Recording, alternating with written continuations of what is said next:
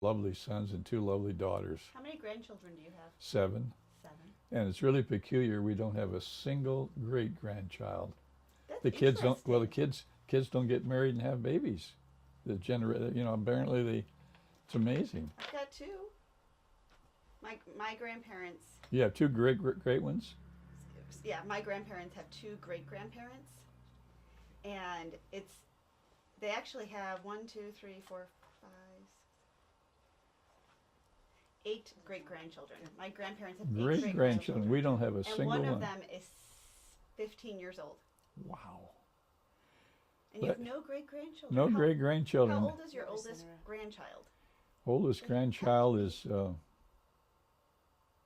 30, I guess. Right. So they They, are of age that they could have children. well, he goes to school. They go to college longer, and Light in the back if we as I tell everybody, I married Marilyn.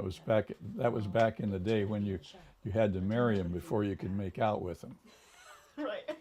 And that Marilyn and I were the last 2 virgins to get married in America. You were not the last And two. when my cute little German Irish girl said no, she meant no. And I asked her every night for 2 years, and I still got no. So I had to marry her before I could get in her pants. Well, that's why you worked so hard to get into that degree program. But that's true. I mean, we were virgins. As I say, we were the last 2 virgins to get married. My Yeah, so that's grandparents really have good, been but then married It's a little bit light on They his got bed, married so I think we in- can move this one. Back. Yeah. 65. Let it look down. So they celebrated better, 65 I don't know what or you think, if it's 66 still years too in low on his July. head. Well, Off that side. So I think we can turn that light off. Maybe. yeah, well, it'll be 70 for us in Quite an June. accomplishment. Yeah, I was just lucky. I married a real partner. Tell me when. We climbed hills Good. together. That was our motto. That was Client Hills. Yeah, climbing hills. Oh, you know what? Maybe it does need a little bit more because when you stood over there, But she, that was a good shot. self-employed people didn't have a way of putting money away, That's uh, good. and the federal government came up with a keyhole plan, which is way over years ago, and it permitted self-employed to put money away for retirement. That's And really nice. boy, she saved every dime. She was frugal, you said. She was frugal, and Beautiful In and a little frugal. bit, tell me. yeah, beautiful, bright, and frugal.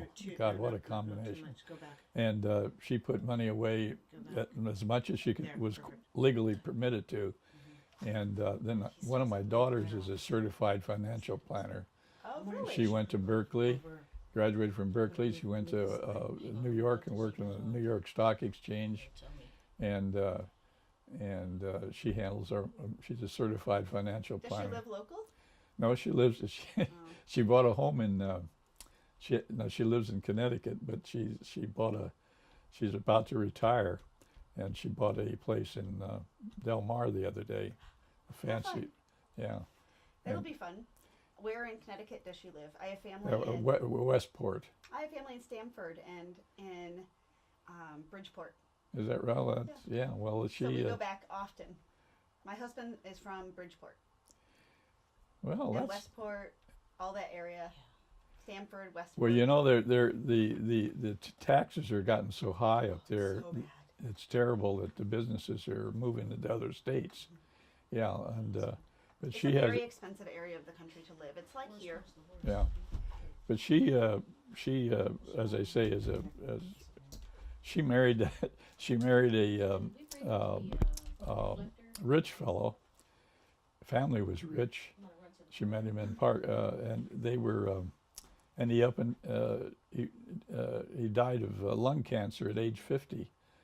So Left- she's widowed. She's been a widow ever since. They had 2 children. He was a wonderful guy, but he apparently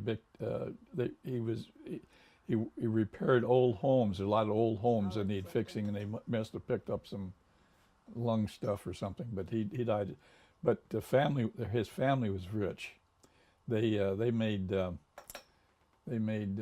aluminum equipment for the Air Force during World War II.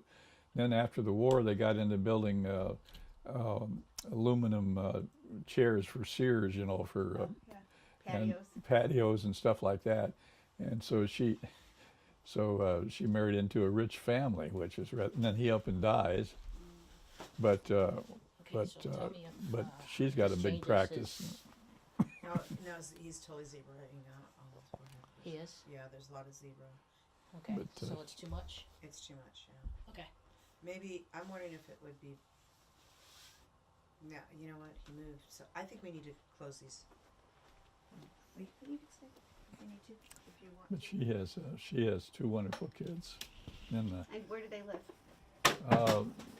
one of them lives in New York, and the other one lives in San Francisco. Oh, nice. He works for Deloitte Touche. Deloitte and Touche? Yeah. Yeah. Did any of your kids or grandchildren become physicians? No. No. I one's an attorney, and one's a certified financial planner, and one's a teacher, and my Yeah. daughter runs the who's that big big motel restaurant on not on Shelter Island, but as you go in, Doc, can I have you sit back for a little bit yeah. so we can make sure that we have? Good lighting. Yeah.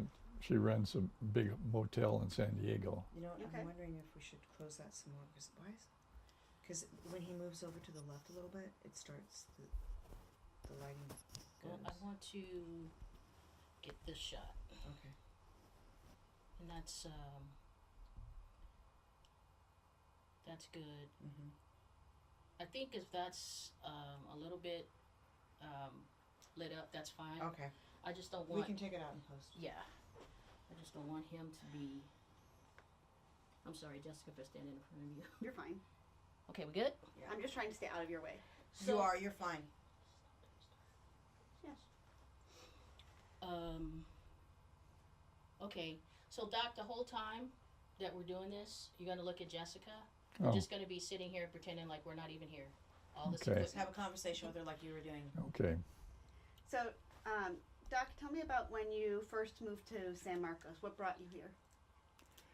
Well, I came here because I had a classmate in MD, I'll call it MD school, and he and I were good friends. And he practiced in San Marcos. He had a medical practice here. He was from California to begin with. He lived in Orange County. His family did, and so he practiced in San Marcos. But I was in Oregon, and I'd come down and visit him and play golf, because in Oregon it rains. You know, God, everybody knows that God gave Wednesday afternoon for doctors to play golf. And in Oregon, the sun would be out on Tuesday, gorgeous days, you know, when the sun comes out up there, it's gorgeous. And then on Wednesday it'd be raining like hell, and the sun would be out on Thursday. And that happened too many times. So so Dr. Collins might say, why don't you move to California? And it'd have to take a state board exam, you know, and you've been away from him for a while. And but anyway, I decided I'd take it, and it was took 5 days to take the exam, if you can imagine that. But I was told by, God bless whoever it was, he said that you'll be in a room, there'll be 300 or 400 people taking this exam, and you'll see them get up and walk out, because he said that medicine, surgery, and obstetrics that you're making your living on, you better know what the answers are, because that's how you make your living. But they're going to ask you a bunch of basic science questions that you've been away from in organic chemistry for 10, 12 years, and you won't remember the answers and stuff, and you're going to feel bad.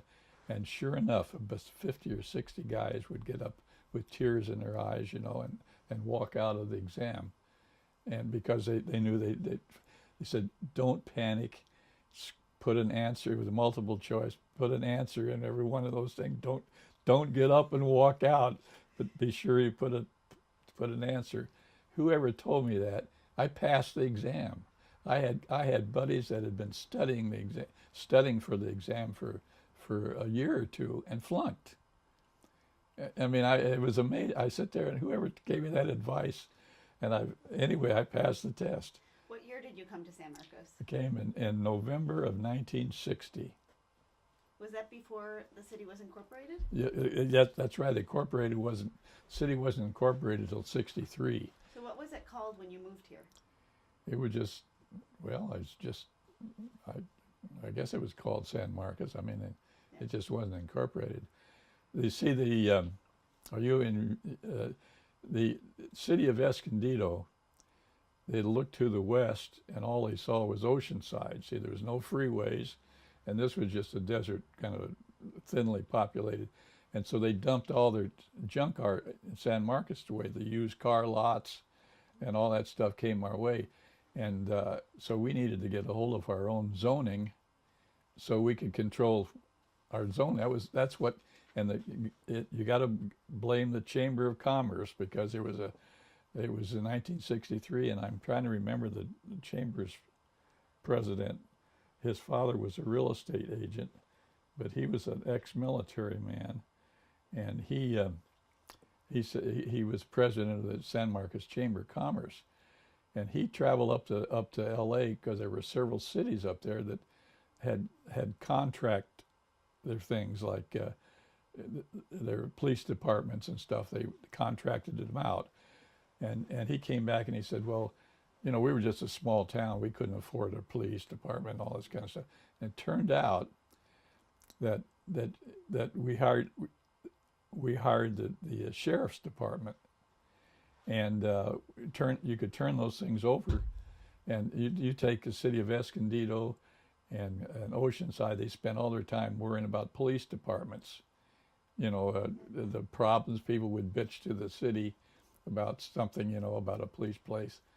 And we didn't have it because we turned it all over to the sheriff's department, and we could focus our energy on developing our city and not worrying about the damn police, because that was taken care of by that turned out to be one of the best things that ever happened. So the city was incorporated in '63. What was the population size, roughly, do you think? Population size, that's a good, I'd have to guess, but it wasn't very much. I couldn't even give you a guess. When you were mayor, what year did you become mayor? Or tell me a little bit about how you've been involved with the formation of the city and the different projects you were involved Well, when I came here and worked with Dr. Collins, I worked out of his office, but we didn't have enough room, and he ended up eventually moved to Escondido. to give you space?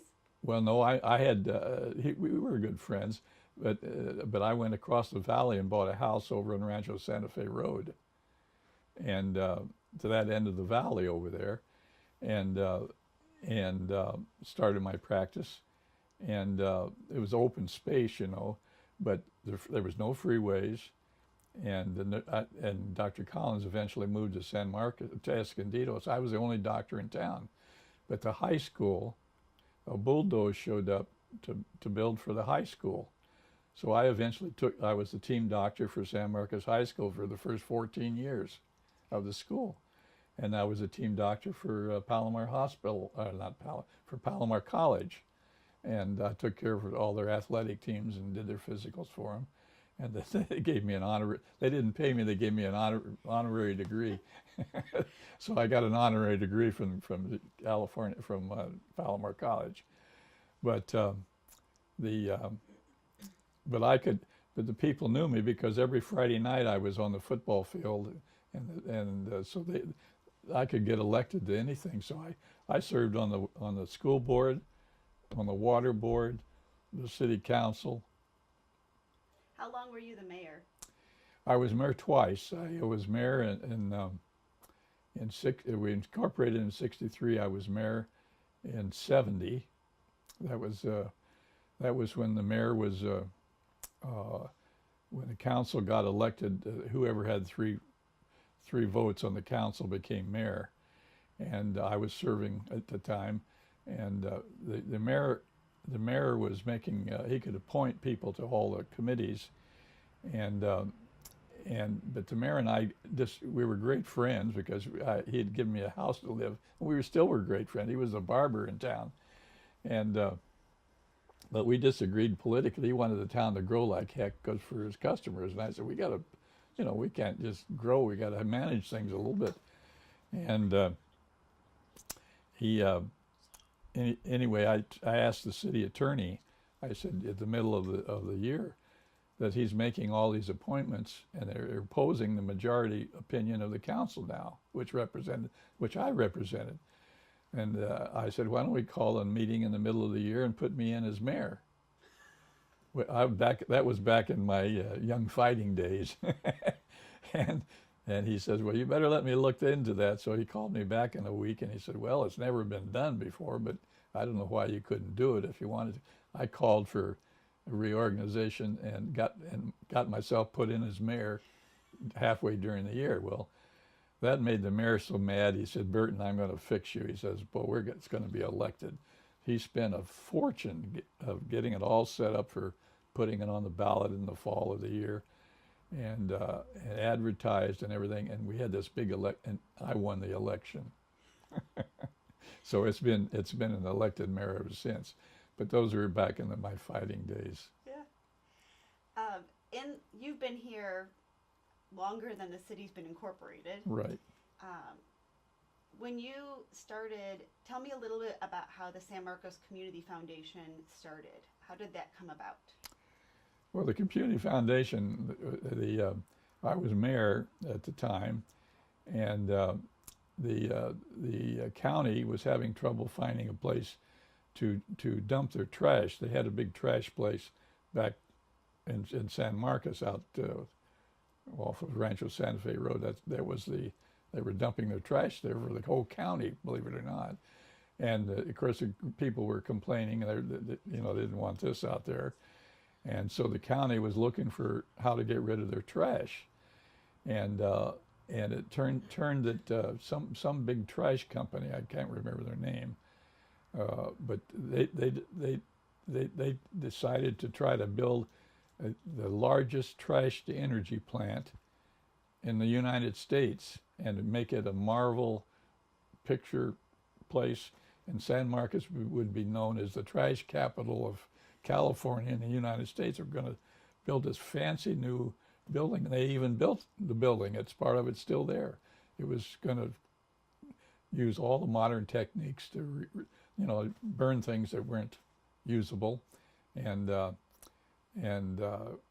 so I was mayor. I didn't want to be left with it. You didn't want that to be your known legacy. as the mayor with a trash to energy plant in the city.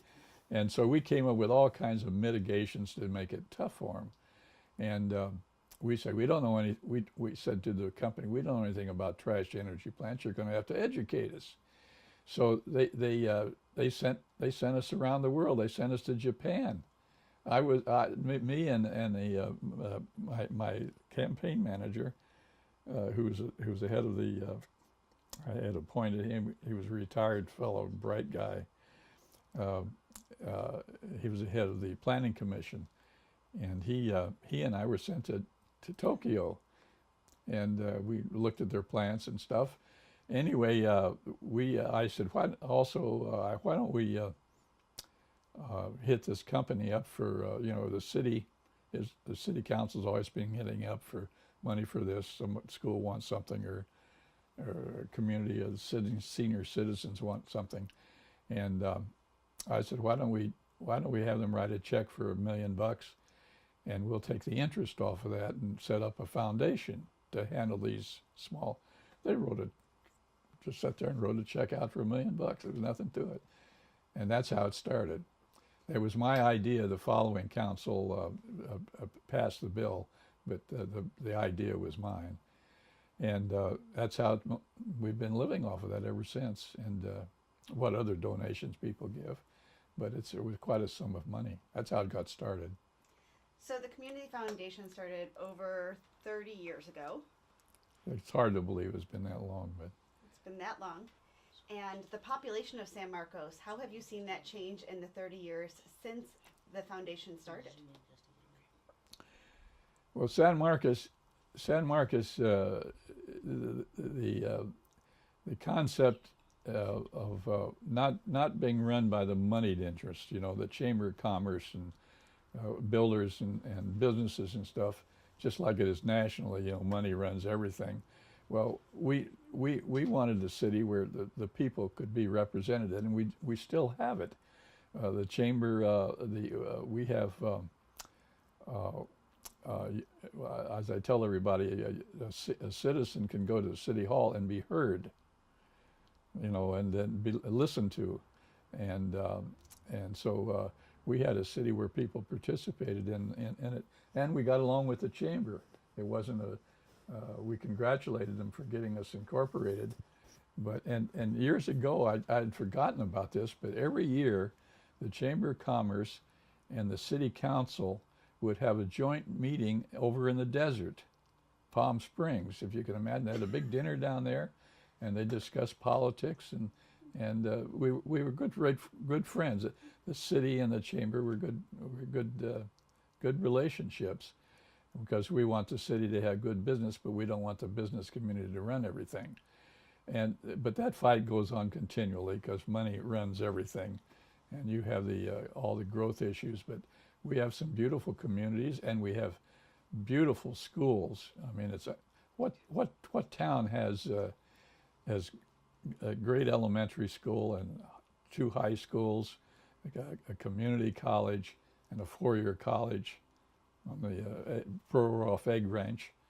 And I used to tell the story of the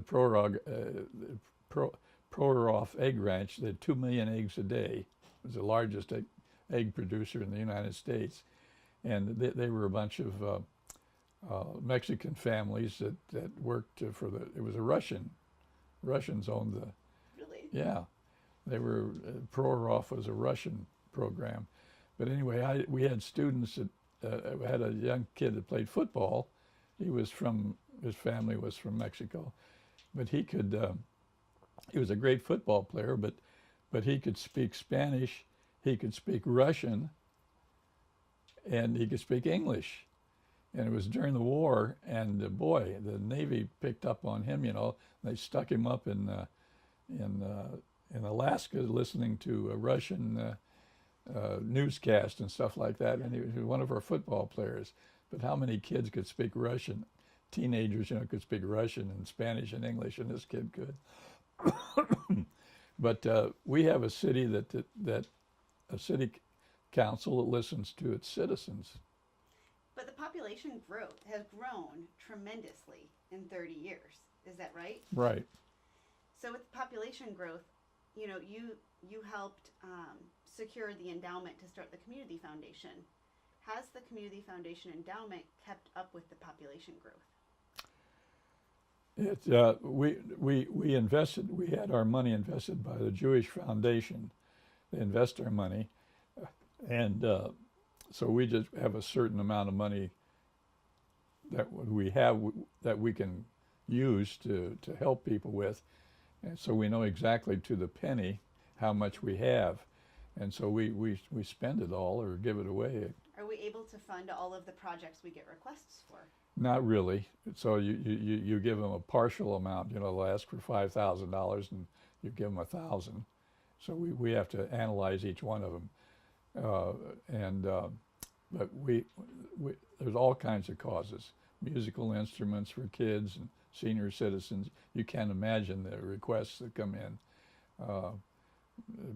Bus tickets for older people, concerts, or it goes on and on and on. It's really amazing. What keeps you involved today?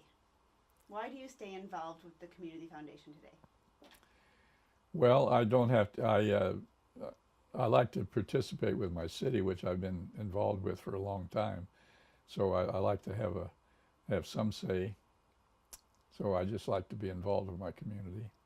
What would you recommend to somebody who's new to the community or somebody who's lived here a long time? What would you recommend to them as far as ways they could get involved potentially in serving their community, either directly or indirectly? The people that serve on the Community Foundation are appointed by the City Council, and they have there's a period where we only serve a couple of years, and they have to reapply. So all they have to do, if you want to, is to let the City Council know that you're available, and they'll investigate you, and they'll either vote on you, approve your approve you or not approve you, but or you can run for office like we've just had this big election. Would you recently. recommend people consider donating to the community foundation? Or how would you recommend Well, they you know, support- it's really kind of funny. People are asking for money in the mail every day, and you just get a request for money that drives you out of your mind. Today, I bet we'll have 3 or 4 requests for money. It goes on and on and on. So we don't really like to ask people for money, but there are people that are wealthy people. Somebody's retired and left the money, and if they want to support the city, they're certainly happy to, and we're glad to have their money. But we don't like to push. At least I don't. You know, I mean, I get asked for money so much that I just go crazy, and I don't want to, you know, make a big issue out of asking for money. But there are people that do have a lot of money, and they're looking for places to use it. So we're a very legitimate, run a real legitimate program. We investigate the deals before we give money away, and so if you want to be helpful, have money, we watch it very carefully and give it away very specially.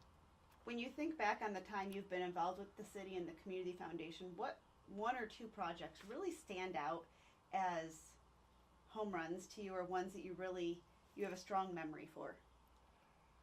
Well, we buy a lot of musical instruments for kids in different music programs. That has always seemed important to me, and so we help with instruments. There are several activities with senior citizens that we help them with their transportation costs, and that there are several musical projects at Palomar College and at Cal State that musical programs that they'll ask for help and support at the Cal State San Marcos and Palomar College, and we support those programs. You have a very interesting history with this city. It is part of you. Well, you know, I've been ill. You know, I've had some illnesses, and I have had time to reflect on our city, and I tell people that in San Marcos, the citizen can be heard in San Marcos.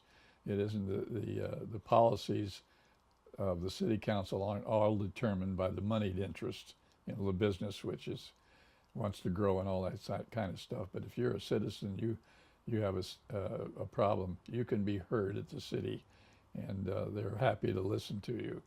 And it isn't true like that in all cities, but it sure is in San Marcos, and it shows. We have a very diversified city, and people don't like it, they can complain at the city hall, and it'll be thoroughly discussed and evaluated,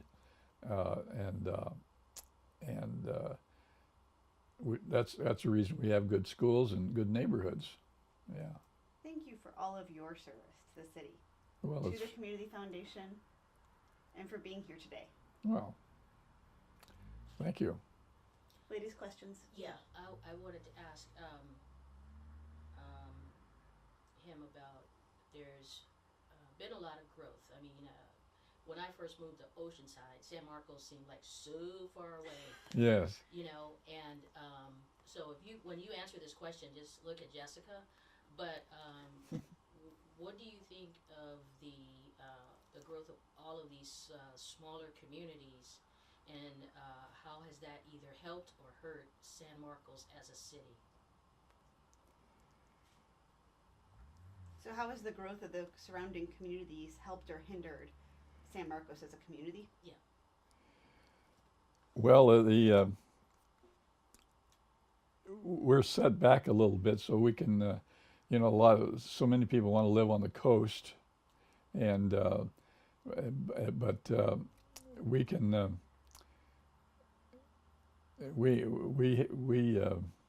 we're close enough to the coast to where we get the benefit of weather, which is fantastic.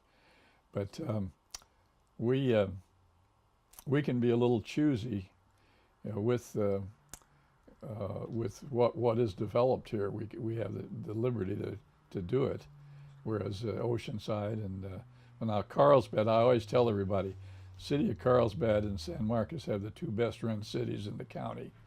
But you take Oceanside and Vista and Escondido, they're basket cases. They're overwhelmed and they can't handle all the problems. I'm not sure whether that answers the question exactly right, but San Marcos,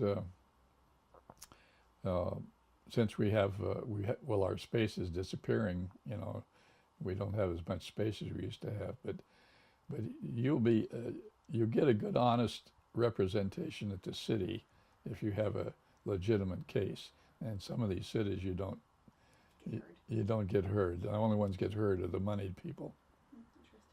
How do the people, when they come to the foundation, how do they find out about it? How do they contact you? And what's the process? So when somebody, like, if you come to them and say, I need money for this, what's the vetting process? How do people apply for funding through the San Marcos Community Foundation? We work through the city because the city gives us a person that works with directly with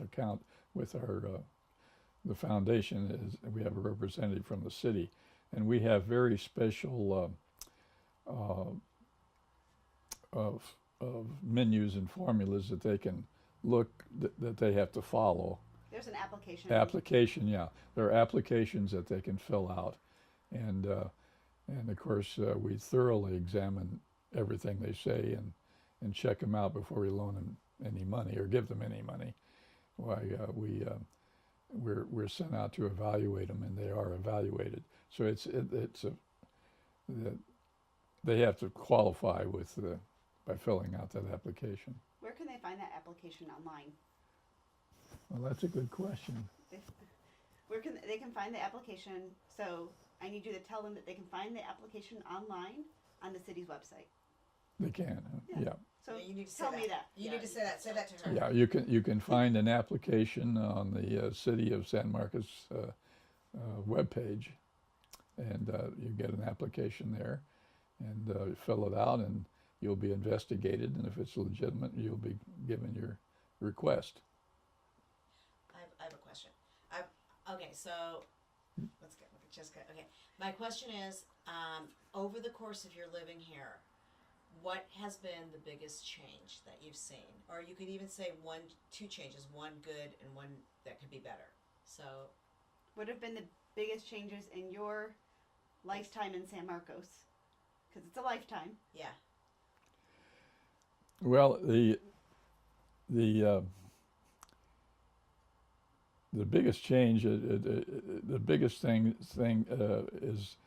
is that property space has become so valuable, and so by having been here so early, the stories are unbelievable. Because you could buy a house for $17,000 back in the early days, and now it's worth $400 or $500 or even $800 or $1 million. And when you invest $17,000 and it's worth $1 million, so the values of property is going way up, and so a lot of us that were here have done well because of property, and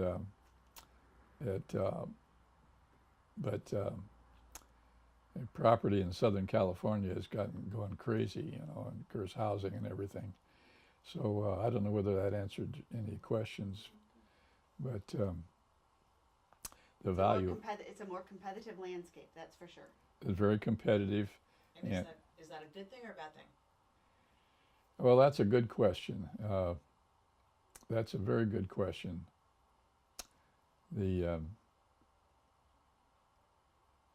And I don't really have an answer to that question because you get more qualified people, because the jobs are more technical, so you get a higher quality of people because they're the only ones that can afford to live in Southern California or in San Marcos or anywhere else. So, I think it's a problem. A lot of people are not going to be able to live here, and they're going to have to live somewhere else because of money. Do you recommend people to move to San Marcos? Would you, if I was coming to your house, knocking on the door, I said, should I become your neighbor? Yeah, it would be fine with me. I mean, it's really funny. We had some fires not long ago against the hill country. I had phone calls from all my friends all over the United States because it had gone out over national TV. Says, "How's the fire out there?" And I said, "No, it's over the hill. I can see it over here." But so it's a small world now. But no, they're welcome to live here if they can afford to live here. They're Beautiful place to live. yeah. The problem is transportation now, and I don't know that is going. I don't know what the answer is, and I'm not sure it has an answer, because when I came here in 1960, as I said in '60, Escondido had 14,000 people in the city of Escondido, and I came here by myself. The wife came a few days later, and but I said, I came on a Thursday, and I said, what do they do for entertainment? And they said on Friday, the next day, San Escondido High School was playing San Diego City High School for the county football championship. And the whole city of Escondido was going to watch the game. go watch the game. And there was a 2-lane winding road from Escondido to San Diego in 1960. 2 lanes of winding road. And nowadays it's 14 lanes all going 70 and 80 miles an hour. And traffic in Temecula and all there. So the transportation problem, and of course they've built, the HOV lanes and all that kind of stuff. But I don't think there's any answer to it. They don't have the space to build subways or trains over the top. It has no answer, and it's going to cause people to live and work in their city. In other words, that's the big issue, I think, in San Marcos is to have companies that are here in town, so the people won't have to drive to San Diego. In fact, that's going to be the hot issue. In fact, it is an issue. There are going to be more and more businesses that are moving out around from downtown, because who in the hell wants to fight that traffic? It's absolutely unbelievable. So that's going to cause development in San Marcos as well as everywhere else up here, because people are not going to drive to San Diego anymore, and there's no other answer to it. There's no answer. Say with more buses and stuff. Well, people are not going to ride buses. Some of them are, but. Do you think that there's a plan for infrastructure? Do you think they need more infrastructure then to accommodate the growth? In specifically in San Marcos. Yes. Look. Actually, I don't. I think our infrastructure, our road system is pretty good here. We got the Twin Oaks, and then the Creek development. It was really interesting. One of my biggest things as mayor was hiring Rick Giddings as city manager. He was the smartest guy that in the state. He knew all the state rules, and he got into redevelopment financing. In redevelopment financing, the city of San Diego was number 1. The number 2 city for redevelopment financing in the county was San Marcos, and we kept getting he was the only one that could figure out all the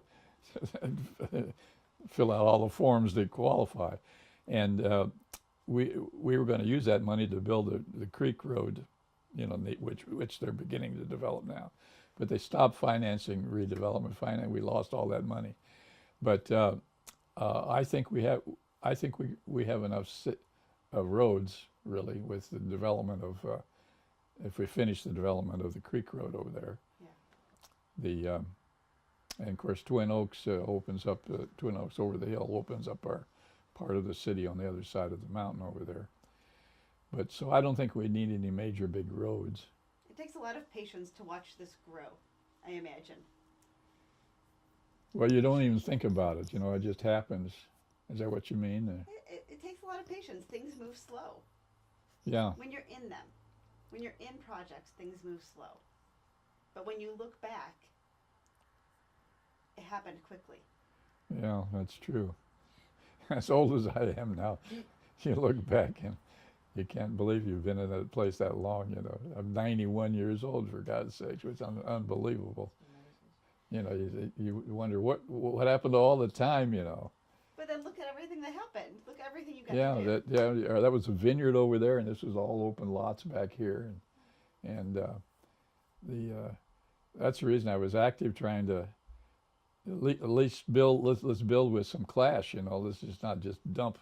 Lots of people in San Marcos benefited from your future thinking with respect to the foundation, with respect to growth. A lot of people benefited today. The residents today benefited from the foundations many people before them laid. I like to think that well, as I tell everybody, that San Marcos and Carlsbad are the two best run cities in the county, because the citizens are respected here, or at least they're listened to and given a good hearing, and it isn't all dominated by money. Of course, it's a big factor. The business community is still very powerful, and always will be, but the citizens will stand up for their communities. I have another question. When you think of San Marcos, you look out and you see San Marcos today, you think of everything, the whole history. How does that make you feel? I'm very proud of it. I'm very proud of our city.